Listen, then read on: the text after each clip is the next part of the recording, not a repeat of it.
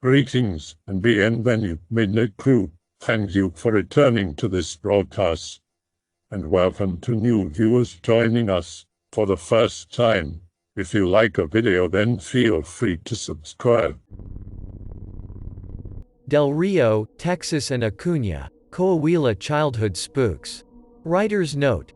Hey Anons, my name is Richard and you've probably seen me in the comment section before. I've been trying to comment on, that's what's up. Or at least acknowledge I've listened to most videos, whether that be going to sleep or commuting to and from work. I've especially commented on videos that mention Mexico, Maryland, Washington, D.C., and Eagle Pass, Texas. Well, any part of Texas really. Eagle Pass was our main high school rival, which inspired me to write this and pay my hometown some justice. I've also spent some time living in Virginia as well. But tonight's main story is a tale of two cities. Del Rio, Texas and Ciudad Acuña, Coahuila. To properly access my emotions and memories, I listened to some depressing eerie music, like the Silent Hill 2 soundtrack. It's the equivalent of trying to imagine what terrified thoughts you would have as a kid. Origin. The story behind Acuña's founding is that it was settled in 1877, but not officially named until 1880 under the name of the state's governor, Garza Galan. In 1912 it was renamed to Acuña to pay respects to the Saltillan poet Manuel Acuña, who committed a livant. One would assume a generally superstitious culture would be more wary about naming a town after someone who left in the worst way possible. Now the American side was originally called San Felipe Del Rio and is known for its spooks as well. The first hacienda was built in 1862 by Paula Lasoya Taylor.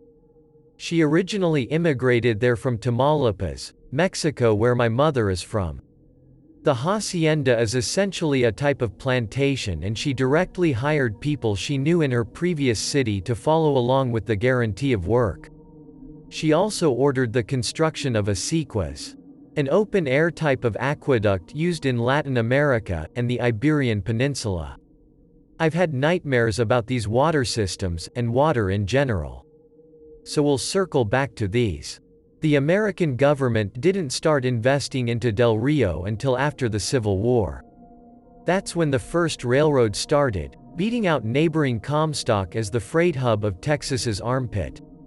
There was also a sizable increase in Freemason Italian immigrants in the 1880s. Namely the Taney family, which carved many of the stones in public plazas, and another family that I cannot recall the name of, that founded the Val Verde winery. To this day it is the longest running, independently operated and owned winery in the state of Texas. I remember hearing in high school that it was all of America, but I cannot find any sources to verify that claim. Grandma's house. I would spend a lot of time in Mexico as a child, mainly weekends and summers off from school. This was in the late 90s and early 2000s. Once the cartel shenanigans started in the mid-2000s, my family noped out of there. My maternal grandmother's house was located on the edge of the city. Before they built colonias, the Spanish phrase for housing projects in America, or council estates in the UK, it was one of the few brick and mortar houses at the edge of the city. There were too many wood, plastic, and aluminum sheet metal shanty houses for me to count. As a kid I thought they were just normal houses, or people who enjoyed the outdoors. I had no idea my grandparents were moderately successful. Even at that, there was never any hot water during the winter time. There was no infrastructure for clean or warm water.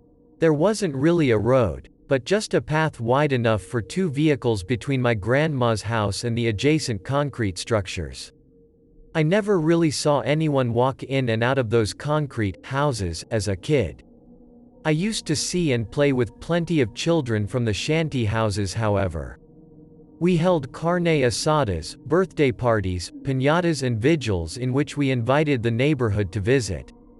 The stories I associate with my grandma's house are connected to the wood line, past the shanty houses. The ominous mesquite trees look like twisted people writhing in pain whenever the wind blows. In Dante's Inferno there is a certain fear of forest.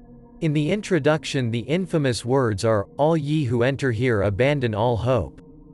There is also the forest in the seventh circle of hell that is made up of people that have committed brutality, and their curse is to be trees for the rest of eternity. That is what that forest reminds me of. A place not for civilization, for adults, and definitely not for kids. I think what makes it all the worse is one of my dozen or so aunts telling me clowns live in those woods. I think I filled in the gaps with my ADHD imagination, as we had previously gone to a Mexican circus sometime in 1998. I remember being terrified of the clowns, carnies, and all sorts of weird folk. American circuses are rough, but something about Mexican circuses that are just that much more terrifying. I knew they would lay down their caravans and trailers somewhere near where my grandma's house was, and then perform at the city square. I don't know if it was a tall tale, or a retelling of a kid that got kidnapped by a clown, chiniques or duendes. Duendes are the Spanish word elves, goblins, and all sorts of magical short folks. Chinique is an indigenous Mexican word for a forest spirit, almost like an elemental but the height of a duende. The kids who were more in tune with local culture didn't get told to stay out of the woods because of clowns like I did, but because of duendes and chiniques. My American self missed out on that specific cultural terror. La Mano Pachona. The direct translation for this is, the hairy hand. A disembodied, ring-wearing, nails that are like talon hands come to scratch your feet at night if you misbehave, or play with your toys after sundown, conveniently at midnight on the weekends. I've seen this when it gets a lot of publicity on mainstream American channels, but I never knew that specific lore. I was always told it was a hand that was cut off of a cursed man, circus performer, or some other type of dastardly ghoul. A similar version that had probably been adapted by grandmother to scare my mother was that of a witch that sits in a tree, and will also scratch your feet at night with her cold, disgusting harpy-like hands if you misbehave or play with your toys after the sundown. This one appears to be much more tied to my family, and not anyone else. My cousin. I vividly remember my cousin, who I will call Paul, shooting a pigeon with a BB gun at my maternal grandma's house. He aimed the Red Ryder or whatever and shot it once in the wing. Then as it lay there in agony from the high fall, he fired another shot through the animal's breast. He claimed to have only killed it aiming for something else like a pecan or telephone pole. I felt very bad for the bird, even though a different pigeon had shat on me before. I really didn't think this specific one deserved it. We weren't hunting, we weren't going to eat it, it was childhood cruelty front and center. I didn't like the way Paul held it up by its limp, disjointed wing. This macabre image instilled a love and appreciation of birds that is still here today. His victory was short-lived, as his dad, who was a known womanizer and alcoholic, was not going to deal with his shit. He proceeded to beat the ever-loving hell out of Paul. I don't think Paul deserved that either. I don't think more violence would bring back the bird. Now as an adult, I know full and well that is textbook serial killer behavior. Paul was much more violent than me and would actively try to pressure me into joining some stupid gang. I think the most stereotypical moment of a dare peer pressure event happened to me when he tried to convince me to smoke weed on the day of my state exams in elementary school. We were the same age at 11, but I had never touched the stuff and never had out of personal preference. I just felt terrified at the thought of throwing away my future for a stupid high. When I was 6 years old, Paul would even treat me poorly then. I was younger, more naive, and suffering from clear symptoms of ADHD. This made me weird, neurotypical. I had specific interest in video games, cartoons, and difficulty remembering social customs or etiquette. This made me prime real estate for Paul. He would taunt me mercilessly, and constantly say things about how I was so socially lacking and would never be cool. I remember our parents were outside, our fathers drinking and smoking, with our moms keeping them company talking about the day. Paul picked up a 2 or 4 pound dumbbell and proceeded to hit me on the back of the head. I blacked out, and he left me there. It was a completely unprovoked attack. I remember being in so much pain and having to crawl through the living room to the kitchen door and shout for my family's help. They thought with a concussion you're not supposed to go to sleep because you'll become comatose, so they kept me up the rest of the night. I don't know what happened to Paul, but like the pigeon incident, I assume his dad beat his ass. I know I got weirder from there, and had a harder time fitting in. Concussions are known to exacerbate ADHD. I had a nasty in 2015 snowboarding, and that wrecked my life as a young adult. Parts of me are angry at him for cursing my life, but a part of me knows I can't change the past and must accept the shitty hand I've been dealt. Last one about Paul. In 2008, he and his dad moved into the house across the street from my paternal grandma in Del Rio. We were teenagers by this point, and he would still smoke weed and I lacked friends. I didn't have anybody I could really talk to outside of him. We spent most of that summer eating food and watching shitty 90s movies.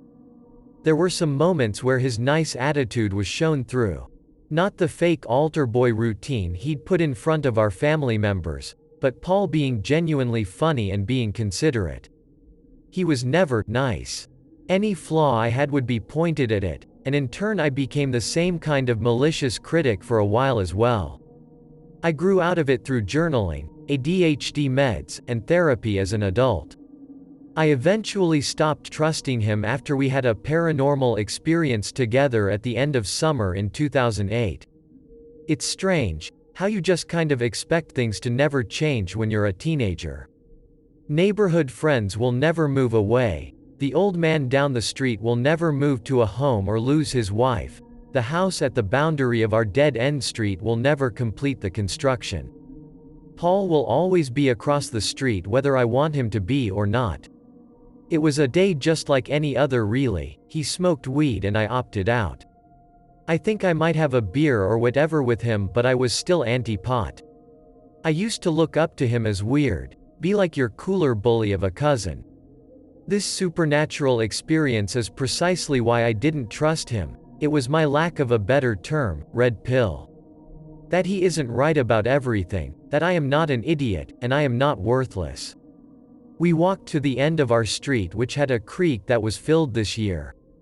The incomplete house's yard touched directly to that creek and the small wooden path. This would be better named as an acequia that I mentioned earlier. I followed this one when it was dry and ended up behind the elementary school a mile away. The old wooden bridge was rotting, some logs floated away, and it was difficult standing on the surface of rocks in the running water without slipping. This is where Paul dropped a large rock into the running water of the acequia and splashed the shit out of me from top to bottom. He ran away from me as if the rage in my eyes could hurt him. I've never known him to fear me, or to be spooked that I could fight back. Maybe he just didn't want to get his starched white tee and dicky pants soaked. He made a right and ran on the edge of the creek bed and unfinished house to the concrete wall that separated all the houses on my paternal grandma's side of the street from a large empty field. There was a small passage that you had to be extra secure with your footing, risk slipping into the creek or falling of barbed wire placed there to keep animals out of the residential area. He ran right through it, and kept running past the initial tree line that buffered the creek and field. It took me a bit longer to react and get to the wall, and still managed to scrape myself with the barbed wire. I was bleeding, and I turned the wall and saw a man wearing Jeffrey Dahmer glasses. White overalls and a hat, I think? Mid-40s, maybe 50s. He is obviously of Mexican descent, and just stared at me while he held what looked like either a tackle or toolbox, and either a walking cane or fishing rod. This man said nothing. I had never seen him in my neighborhood before. The house wasn't being finished because of the 2008 housing crisis. The original owners could not afford to keep it and the bank took it back. There were also no cars parked in front of that house, and I knew the neighbors who lived in all surrounding properties. I don't know if this was God, the devil, a ghost, or a spirit. But this was most certainly a vibe check. I felt this man tell me something without saying anything, whilst I apologized for running up to him and almost bumping into him. I kept going after my cousin Paul and he eventually stopped running. I asked him, "Dude, why did you run? Why did you stop? Did you see that old man?" "Oh, I stopped because you couldn't get me wet anymore. I'm meeting up with my girlfriend later and don't want to ruin my outfit." Dude, didn't you see the old man? I thought that's why you stopped. That you talked to him or something and said we're just playing around getting off his property soon. Dude, what are you talking about, old man? I didn't see anybody back there. I think what that apparition was telling me, in a weird and esoteric way, was to have mercy. Not infinite forgiveness, but just mercy and not to be vengeful. Not everyone deserves the equally bad treatment that they receive from their aggressor. Sometimes it's better to understand where they come from, and why they act like that. It's no secret Paul's home life sucked. He would call my family rich for being able to get McDonald's combo meals occasionally when both of my parents were out of a job due to the recession. He talked about only being able to afford dollar menu items, and how I didn't know how good I had it. Yeah, I guess I must agree with him. As flawed as my parents are, they weren't violent or as vicious as his. Nor as completely absent. The generational trauma runs deep. I haven't had any kids, but I believe he already has a daughter. Acuña spooks. My paternal grandparents would tell me about Lupe the Loca, a crazy woman who would take off her clothes in public. As a Mexican, the term mental health doesn't come up a lot. You're either normal or crazy. There is very little wiggle room for the in-between. She apparently had AIDS or some other deadly disease from years of intravenous drug use and selling herself.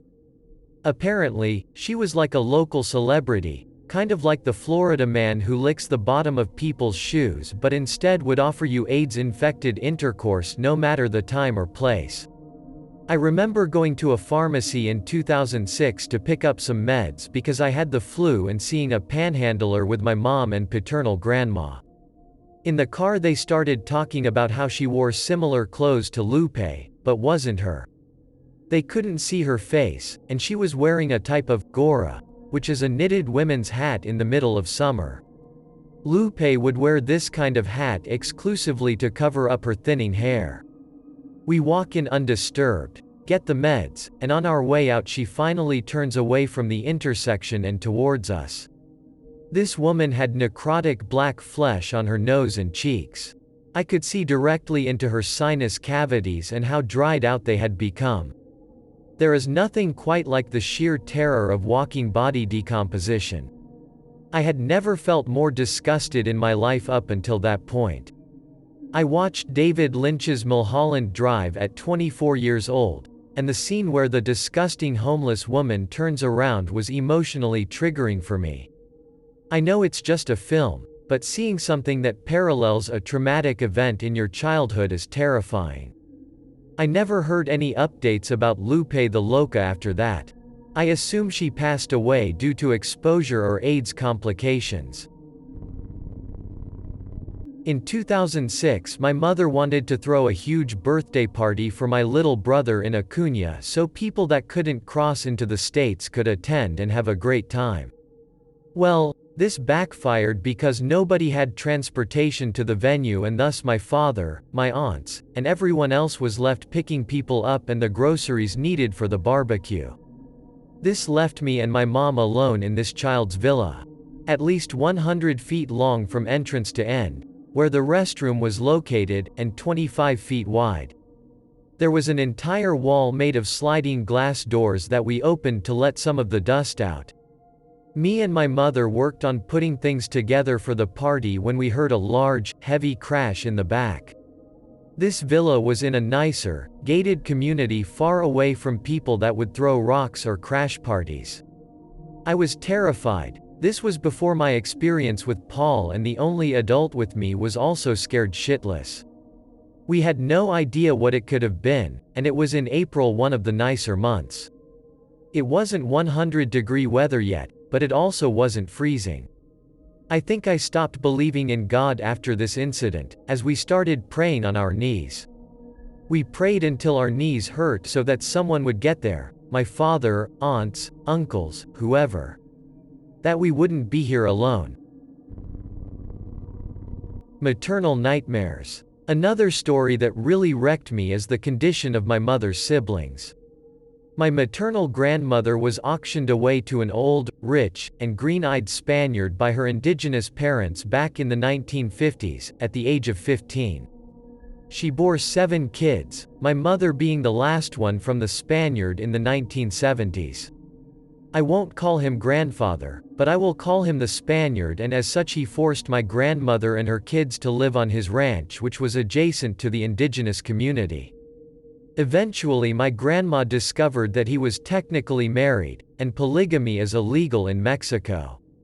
She left his ass in a heartbeat, and married the trash man that was my step-grandfather. My mother's stepfather was born of incest. He nubs for fingers, and could only really use his thumbs, ring fingers, and pinky to do things. Apparently, he assaulted a lot of my mother's siblings and she was not touched, thankfully. When this man died, she didn't tell me about it until after her mother passed. I don't blame her. I truly feel there is a special place in hell for a man like that. So deformed, bloated with a giant belly that they called him, El Gordo, or, the Fat Man.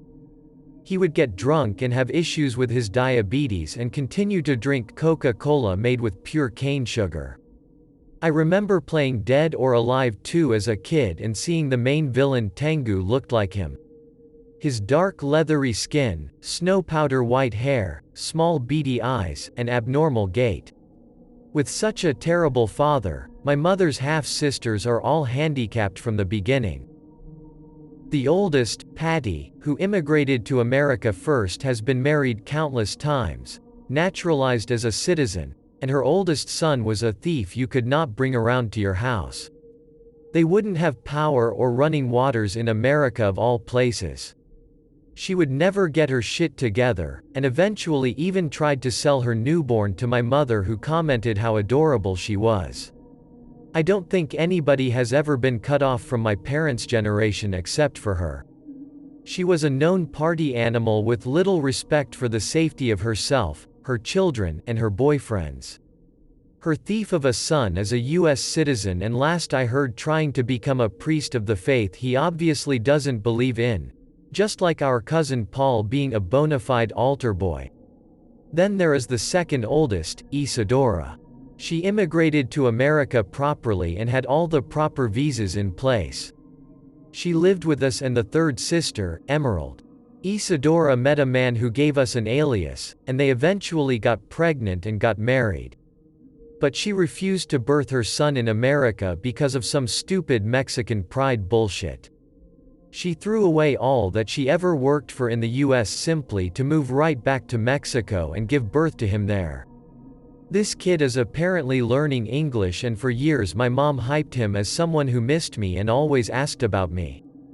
I met him as an infant, maybe as a toddler, and had not been to Mexico in almost 14 years by the time I visited Acuña in 2019. The first thing this kid asked me was, "Can you get me a visa?" Like, come on man, at least say hi or hello. Apparently, he's also interested in the priesthood, and is attempting to get to Canada instead of the US. Finally, Emerald is a morbidly obese woman of at least 300 pounds. She has always been fat, yet claims she was skinny at some point in her youth. She was like 3 or 4 when she didn't have any noticeable tires on her. She had never been intimate with someone, and when she finally was, the guy never called her back. She ended up birthing a bastard son and has had various men at rock bottom become her significant other. One of them was notorious for having a separate family, and she fell for it so hard. I guess desperation, self-hate, and guilt really make you believe whatever your source of affection is giving you. She got the Mexican version of CPS called on her because she was too lazy to feed her kid. Ironic how a 300-pound woman won't feed her kid, and his vitamin deficiency was severe enough for the school to notice. Apparently, she would always give the child a chance to run to the bodega, and he had been living off snacks and junk food since my maternal grandmother passed. I don't have enough memories of Patty to form a vision. But Isadora and Emerald were always very loving.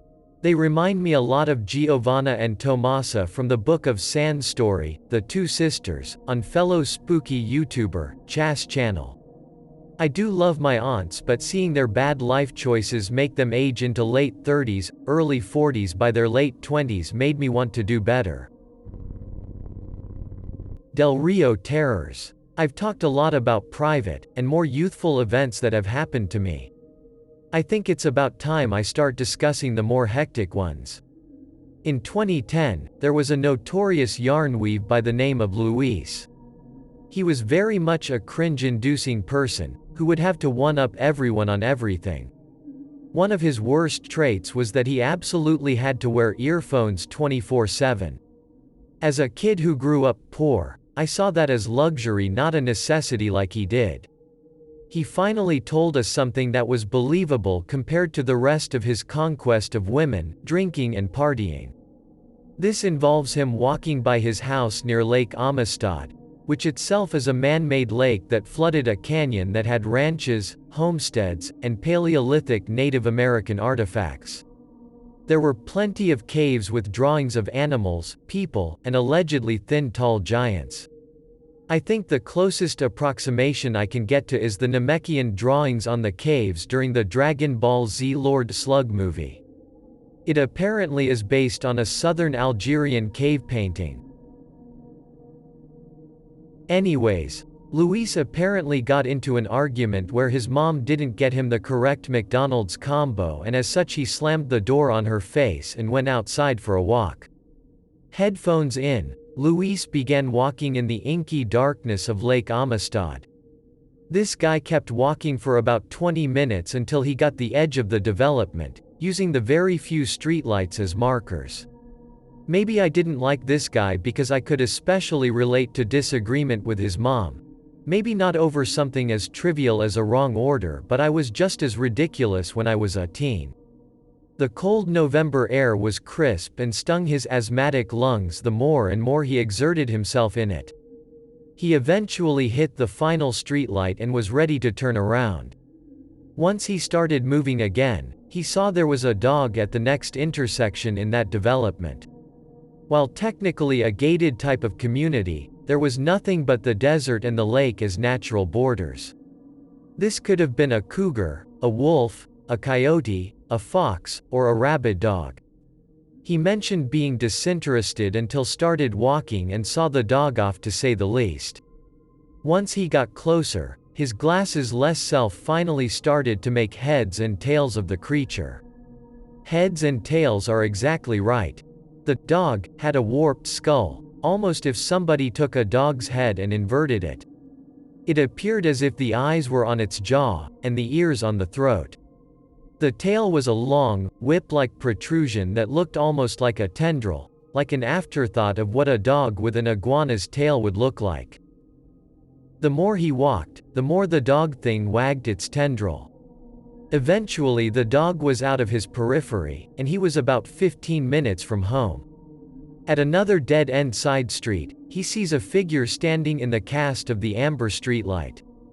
He thought it might have been another person enjoying the cold November air, possibly somebody else walking to clear their mind. This man had incredibly tall proportions and appeared to have been at least 6'5". Luis looked me right in the eyes as he said this to me one day, and to this day I know he wasn't lying. He saw this person who was standing there, stand up again. Like this thing was on its knees. It wasn't at its full height before, and now it towered to maybe 9 or 10 feet. Like it gained a third of its height as it got on its weird, reverse chicken legs. Without his inhaler, without his glasses, with his phone almost dead from the music and no signal to call for help, Luis began sprinting as fast as he could. He looked back and saw the lumbering giant take a few steps to skirt around the light cast by the streetlights.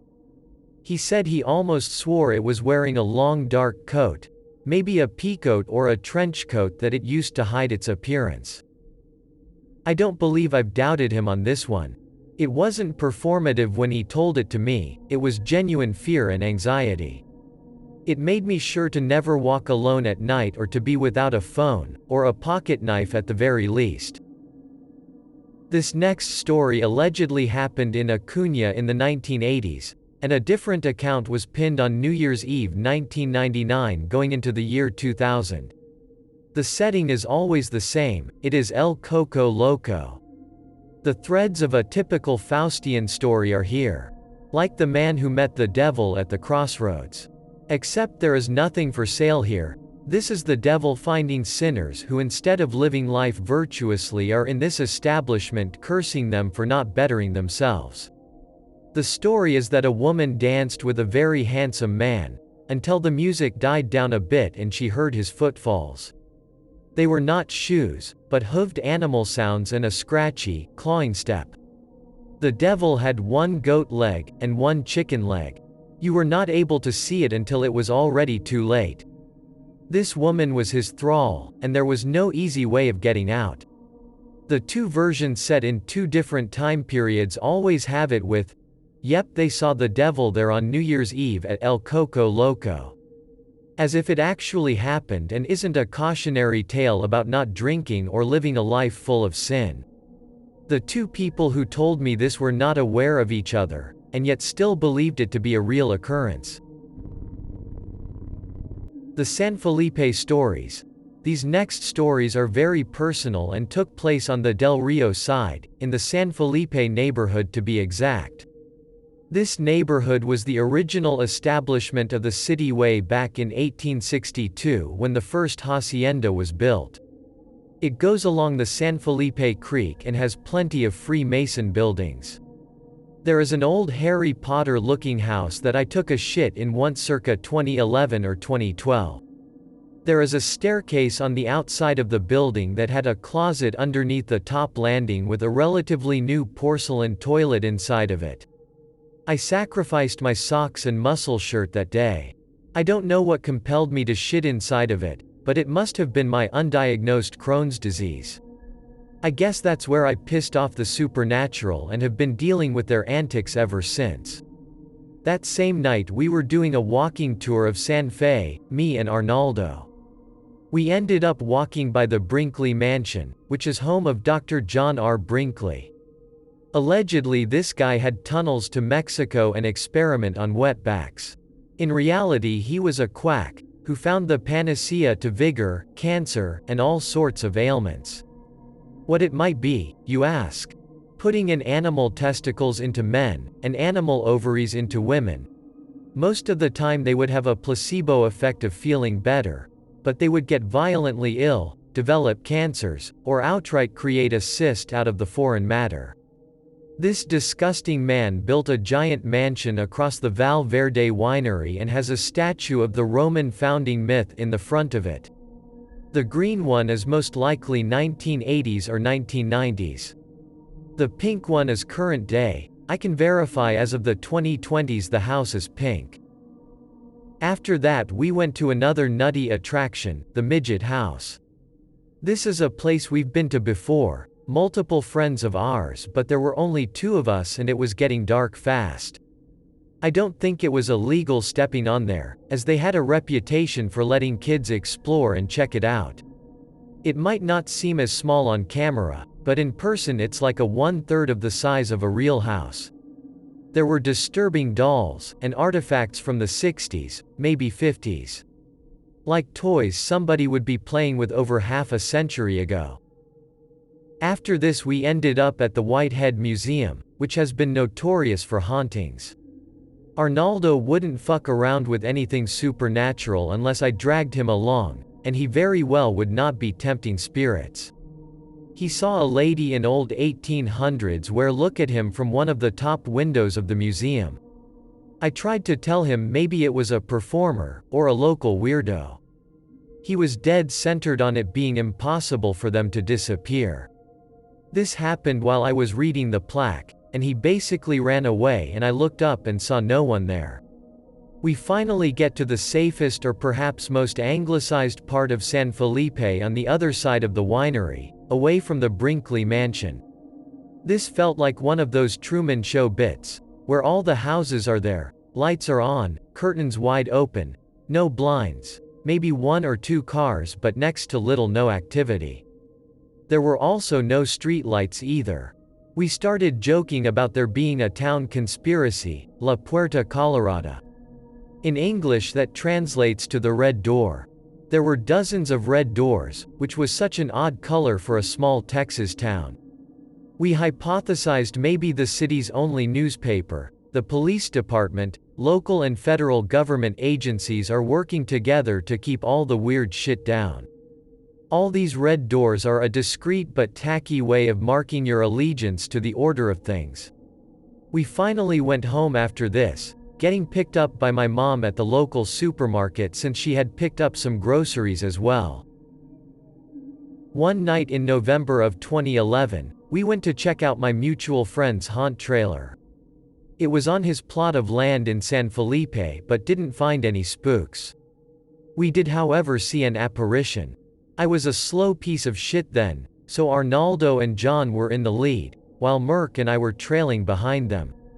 Arnaldo said it was the spirit of his deceased sister that he saw a young girl running away from us. We eventually ended up at a random church with a red door, and massive trees that soured our view. It was like we had entered the 7th circle of hell all over again.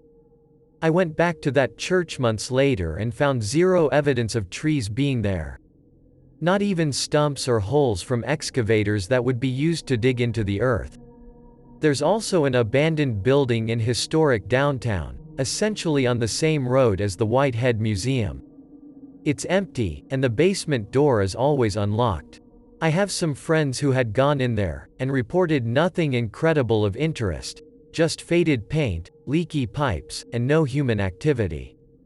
The Paul Pogue Theater has also been rumored to be haunted, but I've only been there a few times as a kid on field trips and don't really have experience with it unfortunately. There was a huge flood on August 22, 1998 that destroyed a lot of the San Felipe community that was on the creek.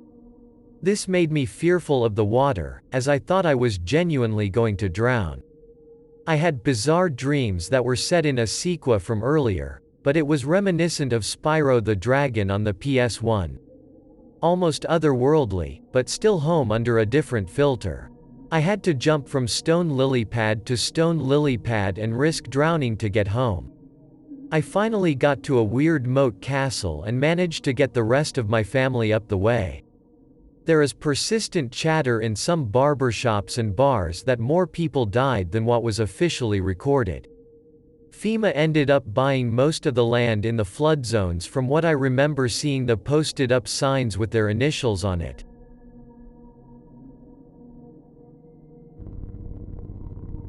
Childhood dreams in Del Rio. In this one dream, the old lady next door invited my mother and paternal grandma for coffee and cookies. Whatever older Mexican ladies like to do to gossip. She eventually grew her arms out incredibly long, and started choking my family and I was helpless. My punches didn't hurt her, and I saw her skin turn green like the witch in Wizard of Oz.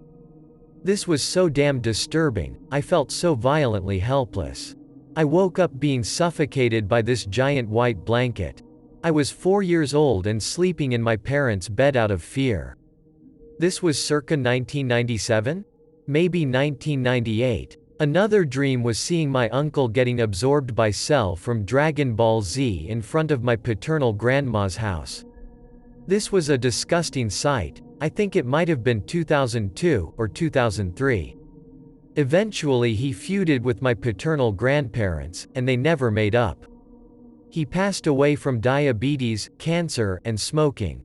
He went blind by the end of his life, and I never got to say goodbye to him. This one takes place in San Angelo, Texas, but it's still worthy of an inclusion because the whistling ties in directly to the final tale. I was wide awake, but I wish it was a dream because at least then I could wake up from it. Circa 2003, and we just moved there.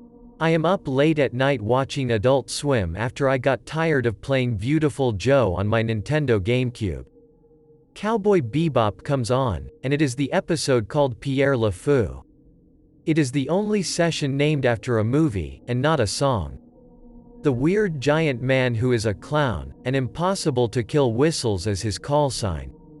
This reminded me a lot of the clowns in the forest I mentioned earlier, and eventually the episode ends. I go back to my GameCube. It's technically past midnight. I'm still playing with my toys, even if they're electronic ones.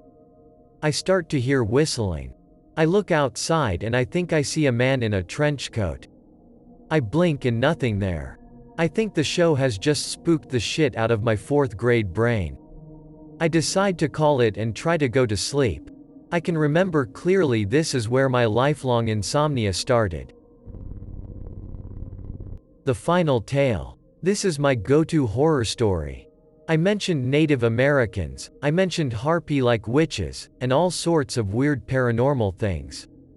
Me, Arnaldo, and Merc are having a typical weekday hangout in front of Arnaldo's house located in San Felipe.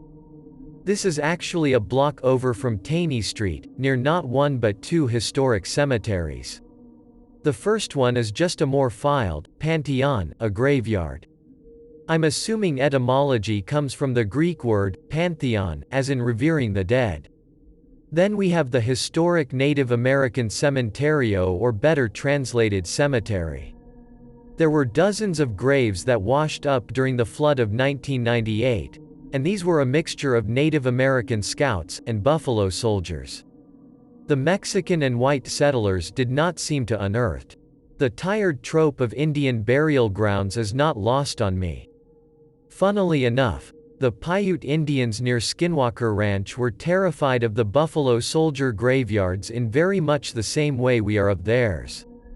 My normie friends wanted to go ghost hunting at the Pantheon, but we knew it was all recent people that passed away. The real spooks were at the base of La Loma de la Cruz, or the Hill of the Cross, which is right across the El Cementerio. This weird hill feels and looks man-made, but it's apparently a naturally occurring feature. There was another body of water that wasn't the San Felipe Creek, but known as Calavera Creek or Skull Creek we used to swim in. It had the nicest, coldest water in the area. There was an abnormally deep spot where you could dunk yourself in very far and not touch the ground. My coach owned a house across this creek and alleged to have seen bobcats around the area, as well as saying there was a few tons marijuana found there as well, wrapped in cellophane and stuck on debris and rocks. This typical weeknight? We didn't even bother going to any of these haunted locations. They came to us. We were unemployed teenagers doing nothing, we couldn't even afford cigarettes. We started talking about creepy shit, and in our words, we mentioned the dreaded lechuza. I obviously was a skeptic and did not believe in that sort of outlandish supernatural shit. Until we saw something perched on a streetlight in front of a trailer home where a few junkies overdosed and allegedly haunted it. This massive, black figure was unable to be illuminated. None of the lights nor flashlights on our phone could reveal it. It was like a locked video game character. It flew directly over us 3 in a low, smooth pattern. Like it wasn't really listening to the laws of physics and used them more as guidelines and rules. I swear to whatever is out there, it flew right through the telephone poles, power lines, and everything else. It didn't listen to the material, and was able to move through whatever.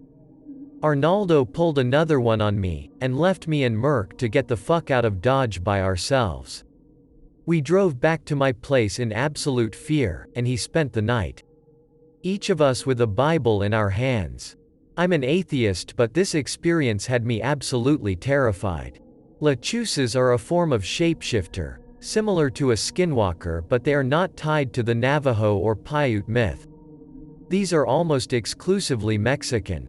They are women witches and rarely if ever male warlocks that transform into this ungodly avian-like monstrosities. These birds of prey mark people for death with their whistle. The only way to avoid it completely is to not acknowledge them. Only acknowledge them as spiritual healers or medicine men or women.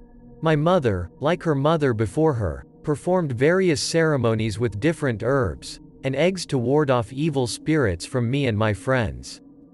This is more along the lines of white magic, used by indigenous Mexicans to combat evil spirits. Arnaldo's dad eventually started telling us stories about the La Loma de la Cruz and how in the Great Depression there was a story about a kid who was tempted by the devil to walk into it and be surrounded by gold. The only way he survived was by refusing to take money from the devil. There was a jealous kid in the neighborhood who thought he was full of shit and went over to the Loma to try it for himself. He appears to have chosen wrong, as he never returned. Me, Merck, Arnaldo and his girlfriend, and his dad all eventually walked from his house to the Loma. We were ready to beat up some avian monstrosities. I think it was really more of a kind way for his dad to spend time with us kids and get to enjoy a nice evening walk. The walk to the Loma was eerie, as there was movement and sounds from the bushes at every step on this narrow road. Me and Merck climbed to the top at night and claimed victory. Years later, I eventually lost my fear and started taking girls to El Cementerio on spooky dates whenever I was in town. It seems so edgy and cringe. I can't believe I thought it was cool at 1920s. I also took some girls to the top of the Loma at night for the best view of the two cities, the lake, and everything else in between my slice of heaven. As terrifying as it is, and as bad as my knees are now, conquering your fears may get you laid. It might also bring closure to a part of your life you didn't really know it was a chapter. I have placed a link to his new channel, Ricardo's Recommendations, in the video's description. I hope that you enjoyed tonight's broadcast. If you enjoyed tonight's story, then please subscribe to the channel, as more green texts will appear daily. A new broadcast will appear when the clock strikes midnight Central Time.